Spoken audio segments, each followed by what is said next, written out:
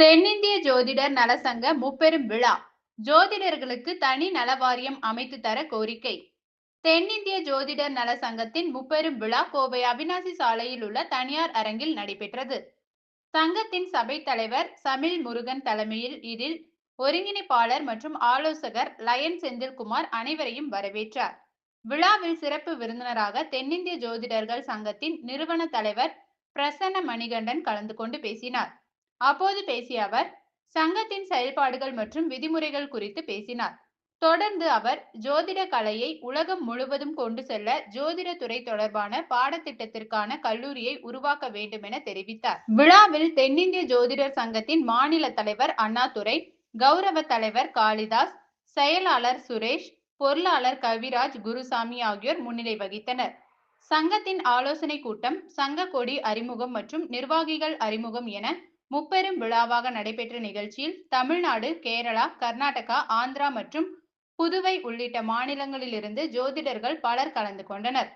கூட்டத்தில் சித்தர் வழி வந்த கால நேரத்தை நிர்ணயிக்கக்கூடிய ஜோதிடர்களுக்கு தனி நல வாரியம் அமைத்து தர வலியுறுத்தி தீர்மானம் நிறைவேற்றப்பட்டது.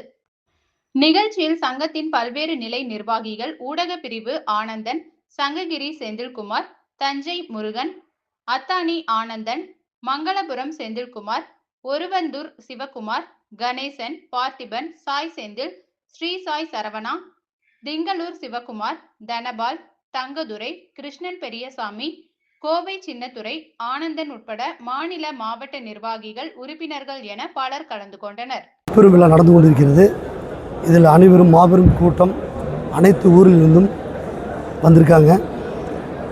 அதாவது இது எங்களுடைய நோக்கம் என்ன அப்படின்னா, சித்தர் வழியில் வந்ததான் இந்த ஜோதிடம், சித்தர் வழியில் வந்ததான் மருத்துவம். அந்த மருத்துவம் இன்றைக்கு எல்லாவுடைய அதாவது கவர்மெண்ட் ஹாஸ்பிட்டல்லையும் அதே மாதிரி தனியார் ஹாஸ்பிட்டல்லையும் அதுக்குன்னு தனி இடம் ஒதுக்கி கவர்மெண்ட் ஓரளவுக்கு சித்தா மருத்துவம் ஓரளவுக்கு நல்லா அந்த ஹாஸ்பிட்டல் நல்ல நிலைமையில் இருக்கும் பொழுது அதுக்கு என்னென்ன சலுகைகள் கொடுக்குறாங்கன்னு நமக்கு அனைவருக்கும் தெரியும். அப்படி சித்தர் வழியில் வந்த ஒரு சித்த மருத்துவம் இவ்வளோ ஃபேமஸ் ஆகும்போது ஏன் எங்கள் ஜோதிடம் மட்டும் அதை கொண்டு வர முடியல அப்படிங்கிற ஒரு கேள்வி எங்களுக்குள்ள ஒரு ஆழமாக இருக்குது. அதை எங்களுக்கும் ஒரு அங்கீகாரம் வேணும். நாங்கள் நேர்மையாக, நியாயமாக, பாரம்பரியம்